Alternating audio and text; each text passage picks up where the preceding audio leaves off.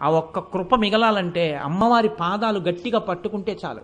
ఒక్కొక్కసారి భగవంతుని చేష్టితం ఎలా ఉంటుందంటే పైకి చాలా కష్టంలా కనపడుతుంది, కానీ ఆవిడ కష్ట రూపంలో చిన్న కష్టం ఇచ్చి పెద్ద సుఖాన్ని ఇస్తుంది మనకి.